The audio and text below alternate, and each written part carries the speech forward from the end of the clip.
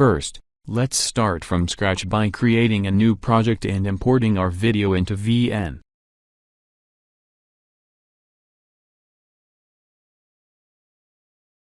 Select your video on the timeline, go to the point in time you want the slow motion effect to begin, then split it.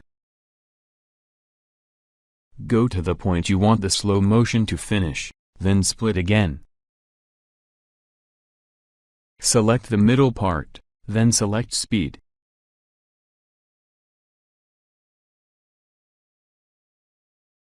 Select regular, then scroll to the left in order to make the video slower.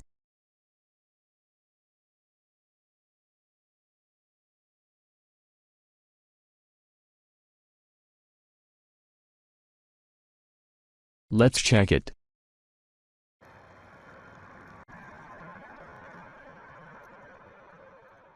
All done. Please subscribe.